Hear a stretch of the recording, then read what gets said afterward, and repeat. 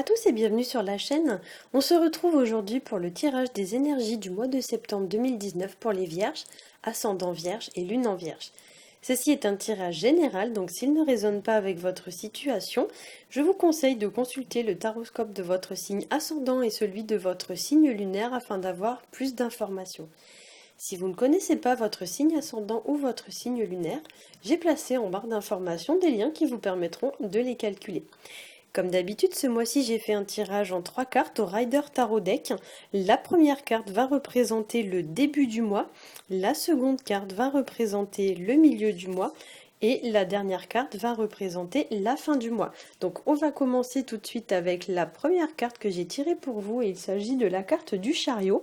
Alors c'est une carte qui va nous parler de réussite, ça nous parle de succès, ça nous parle d'être mis entre guillemets en lumière, donc sous le feu un petit peu des projecteurs. Alors peut-être que pour certains, en plus c'est votre anniversaire pour beaucoup ce mois-ci, donc peut-être que pour certains il va y avoir quelque chose comme s'il allait avoir le focus en fait un petit peu qui allait être mis sur vous. Ça peut nous parler aussi de s'engager dans une direction vis-à-vis d'une situation avec l'idée que cette fois voilà on a pris la bonne décision et on ne revient pas en arrière. Avec le chariot, il y a aussi l'idée pour certains de reprendre les rênes de sa vie en main, de reprendre une forme de contrôle. Pour certains, le chariot, ça peut évoquer aussi un déplacement, un voyage. Ça peut nous parler aussi de mutation, de déménagement. Enfin, c'est vraiment une carte qui favorise tous les types de mouvements. Alors, soit voilà, mutation, déplacement, un voyage, partir en vacances, ce genre de choses, hein. Voilà, ça peut aussi nous parler de l'arrivée d'une personne dans votre vie, ou bien l'idée peut-être de recevoir aussi des nouvelles d'une personne que vous n'avez pas, comment dire, que vous n'avez pas eu des nouvelles depuis longtemps. C'est pas très français ce que je viens de dire. Voilà, des nouvelles d'une personne qui n'a pas donné de nouvelles depuis longtemps. Voilà, c'est un petit peu mieux. Ça peut nous parler aussi d'une personne, voilà, qui vous rend visite, qui, voilà, vous donne des nouvelles. Et on peut aussi assimiler la carte du chariot à toute situation dans laquelle vous devez quitter d'une manière temporaire ou définitive votre maison. Alors soit c'est votre maison, soit c'est votre entreprise, donc l'entreprise dans laquelle vous travaillez, puisqu'effectivement ici on voit des bâtiments derrière la carte du chariot, et pour certains ces bâtiments peuvent représenter donc soit votre maison, soit l'entreprise dans laquelle vous travaillez. Donc par exemple, je prends un exemple, vous partez en week-end et vous allez dormir à l'hôtel. Voilà, là vous quittez de manière temporaire votre domicile.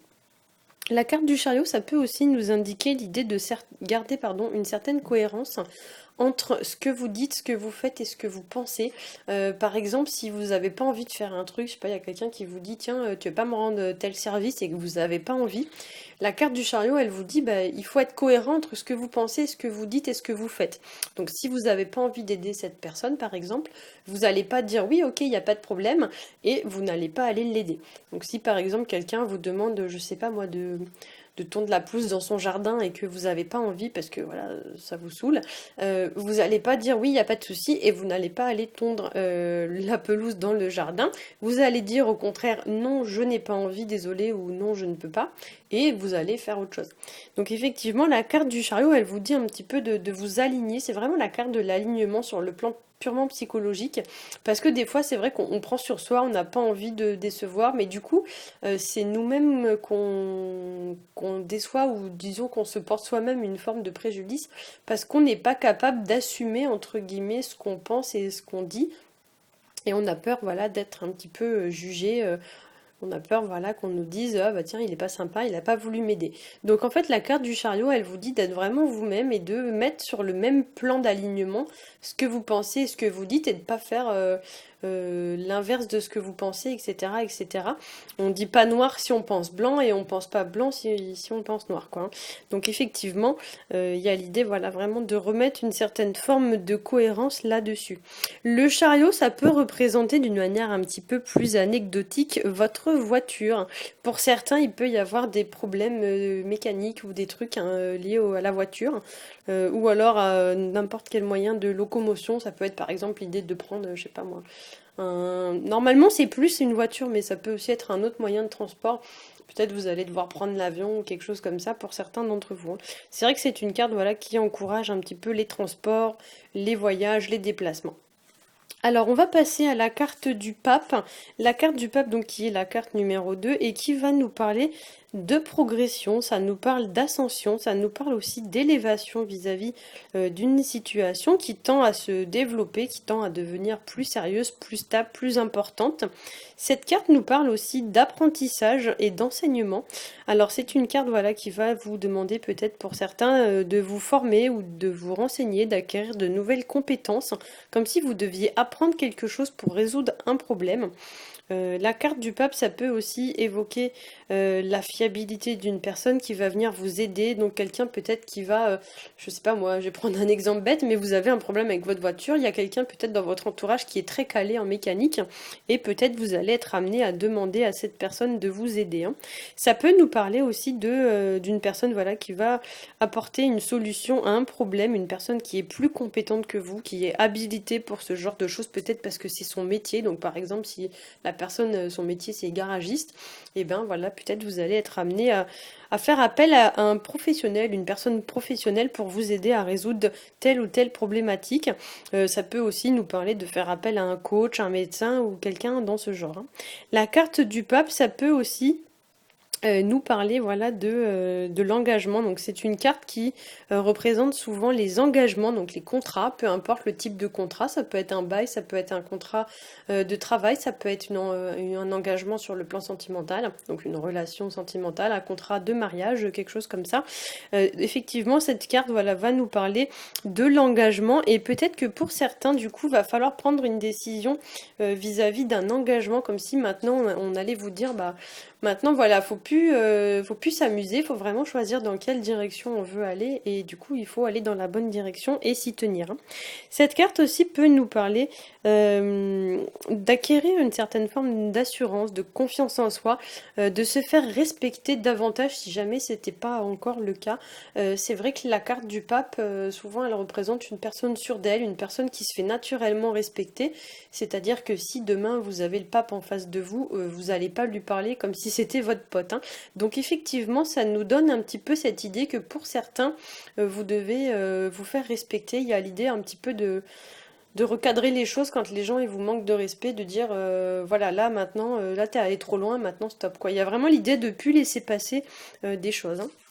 Ça peut nous parler aussi pour certains d'une heure. Quand on a la carte du pape, soit vous êtes ici, donc c'est vous le pape, soit vous êtes là. Donc si vous êtes là, bon bah c'est vous qui êtes le plus, on va dire, en position de force. Par contre, si vous êtes là, ça peut nous faire penser que pour certains, vous êtes peut-être trop, entre guillemets, soumis à une situation ou à une personne. Et du coup, effectivement, il y a un petit peu lieu de rééquilibrer les choses dans le sens où il va falloir peut-être un peu plus s'imposer. Ne laissez pas, voilà, cette personne vous dominer, vous écraser, vous manquer de respect, vous humilier, vous rabaisser, etc., etc. Cette carte peut aussi nous parler de toutes les personnes, de toutes les situations pardon, dans lesquelles on est un petit peu dépendant, donc une situation sous laquelle on est sous l'influence de quelqu'un ou de quelque chose, où on est sous le coup d'une dépendance, on est lié mais peut-être pas forcément de manière volontaire. Il y a une notion un petit peu dans les côtés négatifs du pape, il y a une notion un petit peu d'emprise et c'est vrai que parfois le pape dans ses aspects les plus négatifs, il est assimilé à un gourou, donc ça va être la personne qui va vous embobiner le cerveau, qui va vous retourner le cerveau, qui vous endoctrine, qui vous vampirise de par son influence, de par ses connaissances. Et du coup, ça peut nous laisser supposer que pour certains, vous n'avez pas forcément votre libre arbitre, hein, voire même vous n'avez pas votre mot à dire. Donc effectivement, comme nous l'indique la carte du chariot, il y a peut-être l'idée d'aller voir ailleurs, quoi, d'essayer voilà, de voler un peu de ses propres ailes finalement, de faire sa propre voie, de s'engager dans sa propre direction et de se libérer un petit peu des gens qui voudraient nous imposer leur manière de vivre ou de penser. Hein. Effectivement, donc pour certains, le pape, ça peut nous parler aussi d'une situation qui pèse, enfin il y a quelqu'un ou quelque chose qui vous pèse et vous avez besoin un petit peu d'aller prendre l'air, quoi, de remettre un petit peu plus d'équilibre dans tout ça. Et justement, la notion d'équilibre, on l'a avec la dernière carte qui est la carte de tempérance, qui elle va nous parler de paix, ça nous parle d'harmonie, ça nous parle d'équilibre justement, et ça nous parle également de réconciliation. Il y a l'idée avec tempérance que si, vous voyez, il y a un rapport de force entre deux personnes, avec tempérance, on arrondit les angles et on remet tout sur le même pied d'égalité. C'est vraiment une carte de stabilité, d'équilibre, on met les choses à plat. Donc effectivement, pour certains, il va y avoir des choses à régler ou peut-être trouver des solutions en pesant les pour et les contre, mais il faut mettre les comptes à zéro, voilà, mettre les choses au clair et à plat, hein. Pour certains, avec tempérance, on pourrait parler aussi de calmer une situation, d'y apporter une forme de paix, de guérison. Ça peut nous parler également de trouver une solution en réfléchissant vraiment à ce que tout le monde soit satisfait. En fait, il y a l'idée que tout le monde doit y trouver un petit peu son compte. Donc, c'est pas seulement une personne qui doit être satisfaite, mais il faut que ce soit équitable en fait des deux côtés, hein.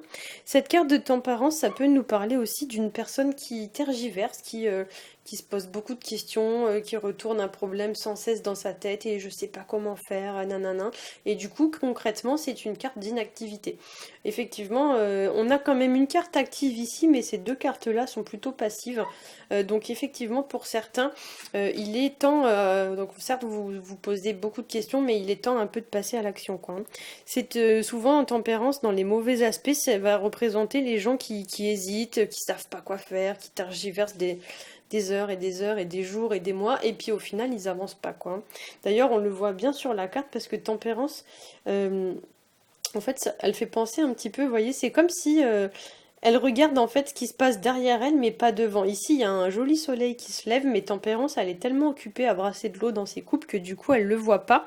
Donc du coup, c'est vrai que ça fait penser un peu à l'idée de perdre du temps un peu inutilement. Voilà. Ça peut nous parler aussi, vu que Tempérance est un ange, ça peut nous parler d'une personne qui appartient à votre passé. Donc peut-être que pour certains, vous avez une personne du passé en tête et vous arrêtez pas de penser à cette personne, ou du moins il y a une situation qui va s'articuler autour de quelque chose ou de quelqu'un qui est lié à votre passé. Et en fait, vous êtes tellement focalisé sur le passé que vous avancez pas au présent et que vous vous projetez pas au futur. Et du coup, comme l'indique la carte du chariot, ben voilà, faut vraiment y aller, hein, faut aller vraiment de l'avant, hein. Cette carte de tempérance, ça peut aussi nous parler de régler des problèmes en lien avec le passé, comme si vous deviez faire en quelque sorte le deuil d'une situation, puisque je le répète, tempérance est un ange, et les anges bien souvent sont rattachés au deuil.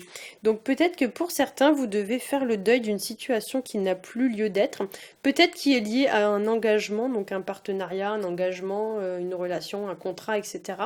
Mais voilà, c'est un deuil qui est à faire d'une situation qui est passée, et pour aller de l'avant, vous allez devoir vraiment tourner une page, hein. La carte de tempérance, ça peut nous parler aussi de prendre son temps, de patienter, de vraiment d'avoir des prises de conscience, mais qui vont se faire à l'issue d'une profonde réflexion, donc forcément ça va prendre un peu de temps. Il y a l'idée vraiment d'être consciencieux, de réfléchir avant d'agir, d'être minutieux, de peser bien les pour et les contre avant de vous lancer comme ça, tête baissée. Ça peut nous parler aussi de faire attention à tout ce qui est de l'ordre de l'impulsivité, de l'impatience. Vraiment, Tempérance vous encourage vraiment à agir avec prudence, avec raison. Ne pas faire d'excès. Tempérance, c'est une carte vraiment de maîtrise. On ne fait pas d'excès, on part pas dans tous les sens avec Tempérance. Tout est sous contrôle. On fait vraiment les choses de la manière la plus juste et la plus équitable possible, hein. Voilà, j'espère que ce tirage aura su vous aiguiller. Si c'est le cas, n'hésitez pas à liker, à partager et à vous abonner. Pour ma part, je vous souhaite à tous un très bon mois de septembre et je vous dis à bientôt.